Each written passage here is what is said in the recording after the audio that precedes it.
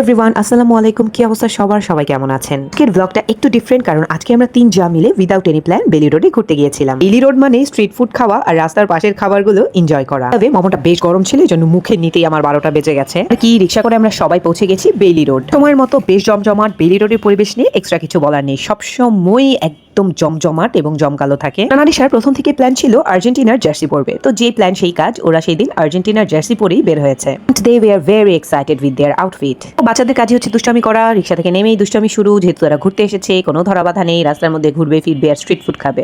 ওদের মতো আমরাও এভাবে ঘুরে ফিরে একদম যা ইচ্ছা তাই করতে পারতাম। আর তাই লাইফ এনজয় করার জন্য শৈশবকালের মতো বেস্ট সময় আর কিছুই হতে পারে না। আস্তে আস্তে সন্ধ্যা বাড়ছে আর চারদিকের আলোও বাড়ছে। লাইটের আলোয় আর ভিড়ভাট্টার মধ্যে দিয়ে পরিবেশটা জমজমাট হয়ে উঠছে। দোকানে সবুজ গাছের সাদা ফুলগুলো খুব সুন্দর লাগছিল। এই রোডের দুই পোর্শনে বেসিক্যালি স্ট্রিট ফুড বসে। তো আমরা আজকে এই পাশটাতে নেমেছি। এই পাশে আমরা এর আগে কখনো খাইনি। এটা জাস্ট মনোহরা হসপিটালের ওদিকে। কোন দোকানটাতে অর্ডার দিবে এটা বুঝতে পারছিলাম না। সবাই অনেক ডাকছিল, তো যাই হোক কোনো কিছু বিবেচনা না করে আমরা একটা দোকানে খাবার অর্ডার দেওয়া শুরু করলাম, যেহেতু আগে আমরা খাইনি এই পোর্শনটাতে।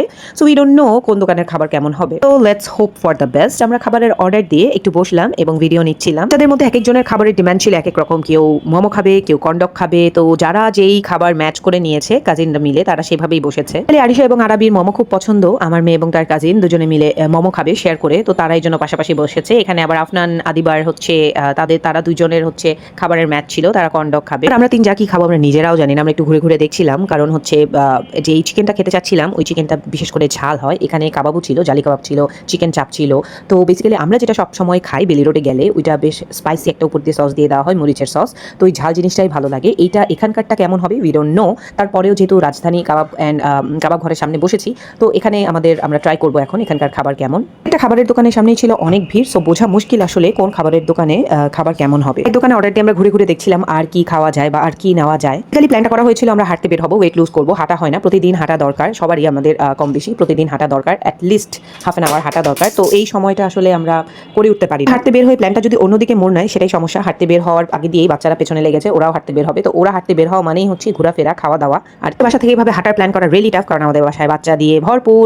ওদের মর্জি চলে, ওরাই সারাদিন সবকিছু নিয়ন্ত্রণ করে বলতে পারে। আমার সাথে সাথে আমার বাচ্চাদের পরীক্ষা শেষ, স্কুল বন্ধ, তাদের এখন ভ্যাকেশন চলছে।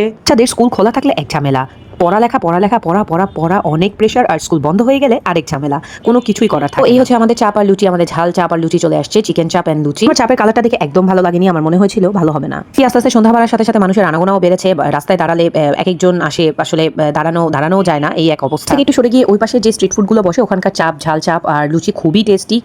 ওটার কথা মাথায় রেখেই আমি এখান থেকে অর্ডার করেছিলাম, কিন্তু একদম ভালো ছিল না খেতে, আমার একদম ভালো লাগেনি।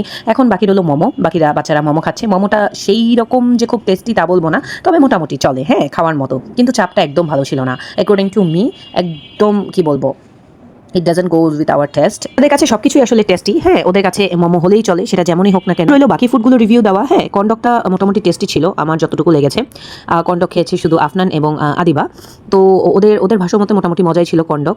আর আমাদের কাছে একদম লুচি আর কাবাব, আমি আগেই বলেছি ভালো লাগেনি, তারপরেও খেয়েছি। কি করবো, টাকা দিয়ে কেনা জিনিস খেতেই হবে, খেয়ে শেষ করতে হবে। একটা বড় ফ্যাক্ট না, সবাই মিলে গিয়েছি, গল্প করেছি, মজা হয়েছে, ভিডিও করেছি, ব্লগ করেছি, এটাই ছিল বড় ব্যাপার। ঢাকা শহরে সেরকম কোনো ঘোরার জায়গা নেই। বাচ্চাদের পরীক্ষা শেষ হওয়ার পরে সেরকম কোনো জায়গায় আমি নিয়ে যেতে পারছি না, কারণ আমার হাজব্যান্ডও ব্যস্ত, এছাড়াও আমি একটু ব্যস্ত ছিলাম। তো এখন আমার স্কুল বন্ধ, আমি ফ্রি হয়েছি।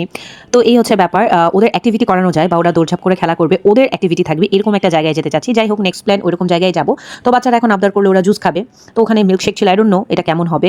ওদের প্রথম খাবার খেয়ে আমার একদম ভরসা উঠে গেছে ওদের থেকে। তাদের আবদার বলে কথা, ওরা মিল্কশেক খাবে, তো ওরা মিল্কশেক খাবে। তো আমরা ভাবলাম যে আমাদের খুব গরম লাগছিল, ঠান্ডা কিছু খেতে হয়, তাই আমরা একটু লাচ্ছি নিলাম। হ্যাঁ লাচ্ছিটা কেমন হবে জানতাম না, যাই হোক লাচ্ছিটা অ্যাক্সিপ দেওয়ার পরে মনে হচ্ছিল না, লাচ্ছিটা মোটামুটি অন্যান্য খাবারের থেকে একটু ভালো আছে। গরম ছিল, এত গরম ছিল, গরমের মধ্যে আসলে বেসিক ইন্টেনশন ছিল যে ঠান্ডা কিছু খাবো।